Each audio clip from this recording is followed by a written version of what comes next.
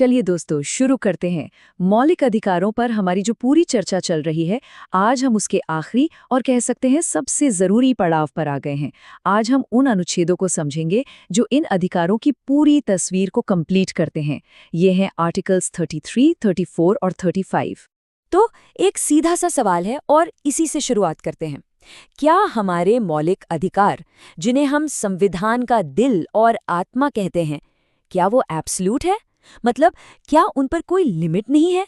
बस यही सवाल है जो आज के हमारे पूरे डिस्कशन का सेंटर पॉइंट होने वाला है। आज हम क्या क्या देखने वाले हैं? सबसे पहले स्वतंत्रता की कुछ बारीकियां समझेंगे, फिर देखेंगे कि कर्तव्य, अनुशासन और अधिकारों में बैलेंस कैसे बनता है। फिर उन सिचुएशंस की बात करेंगे जब व्यवस्था यानी ऑर्डर सबसे ऊपर होता है, और आखिर में देखेंगे कि संसद के पास अंतिम फैसला लेने की पावर कैसे है।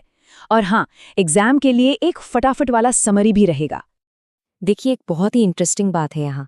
ये जो आर्टिकल्स 33, 34 और 35 है ना, ये हमें कोई नया अधिकार नहीं दे रहे, बिल्कुल नहीं। बल्कि ये हमें ये बताते हैं कि जो अधिकार हमारे पास पहले से हैं, उन पर कुछ स्पेशल कंडीशंस में, कुछ खास परिस्थितियों में लिमिट क्यों और कैसे लगाई जा सकती है। आप इन्हें एक तरह से नियमों का फाइन प्रिंट या एक्सेप्शन समझ सकते हैं। तो चलिए सबसे पहले अनुच्छेद यानी आर्टिकल 33 पर आते हैं। यहाँ हम देखेंगे कि एक व्यक्ति की आज़ादी और देश के प्रति उसकी ड्यूटी के बीच वो जो एक नाजुक सा बैलेंस है, वो कैसे बनाया जाता है। तो आर्टिकल 33 का मेन आइडिया क्या है? ये संसद को यानी पार्लियामेंट को ये पावर देता है कि वो कुछ खास सरकारी सेवाओं के जो सदस्य हैं, उनके मौलिक अधिकारों को थोड़ा रिस्ट्रिक्ट कर सके या मॉडिफाई कर सके। और क्यों? ताकि वो लोग अपनी ड्यूटीज ठीक से निभा पाएं। और ये पॉइंट बहुत ज़रूरी है कि ये पावर सिर्फ और सिर्फ संसद को दी गई है। तो सवाल उठता है कि ये कौन लोग हैं जिन पर ये लागू होता है? देखिए, इसमें आते हैं हमारे armed forces, paramilitary forces, police forces, intelligence agencies और कोई भी ऐसा व्यक्ति जो पब्लिक ऑर्डर मेंटेन करने के काम में लगा हो। अब ये स्लाइड बहुत अच्छे से समझाती है कि आखिर इसकी ज़रूरत क्यों पड़ी। देखिए, एक तरफ हैं एक आम इंसान के अधिकार जो उसकी पर्सनल लिबर्टी, उसकी आज़ादी पर जोर देते हैं, और दूसरी तरफ हैं इन फोर्सेस के कर्तव्य जहां डिसिप्लिन और नेशनल सिक्योरिटी सबसे ऊपर है, नॉन नेगोशिएबल है।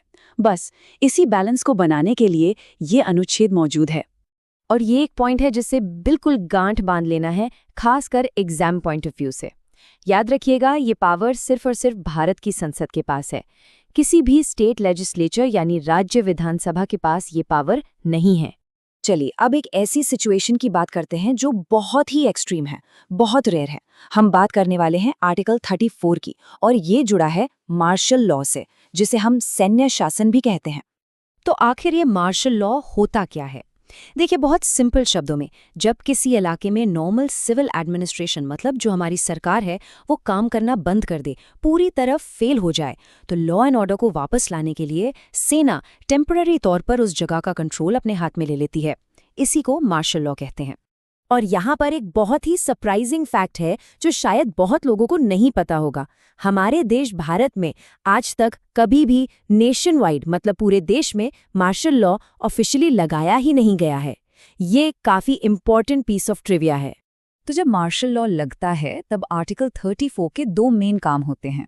पहला, उस एरिया में लोगों के फंडामेंटल राइट्स को रिस्ट्रिक्ट कर दिया जाता है, और दूसरा, ये संसद को एक एक्ट ऑफ इंडेमनिटी पास करने की पावर देता है। अब इसका मतलब क्या है?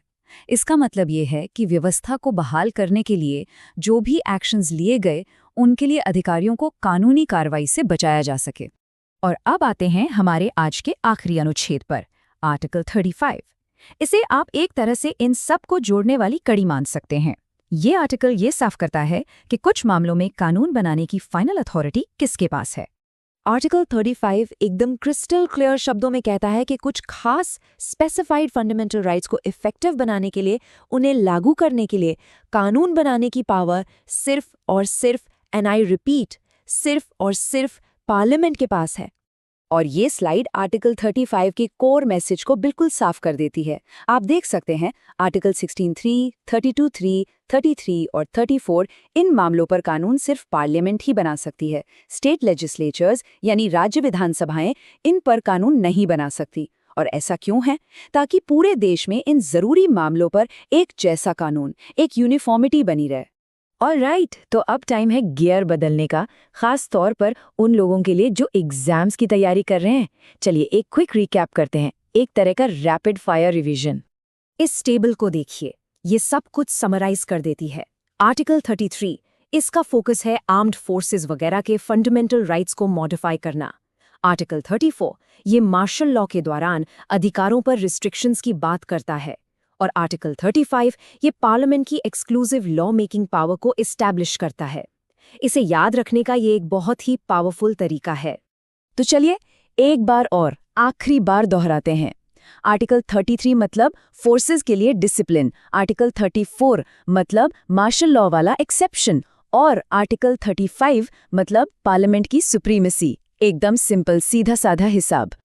और दोस्तों, इसी के साथ कॉन्स्टिट्यूशन का पार्ट 3 द फंडामेंटल राइट्स यानी मौलिक अधिकार, हमारा ये पूरा चैप्टर आज कंप्लीट होता है। ये वाकई एक बहुत बड़ी अचीवमेंट है।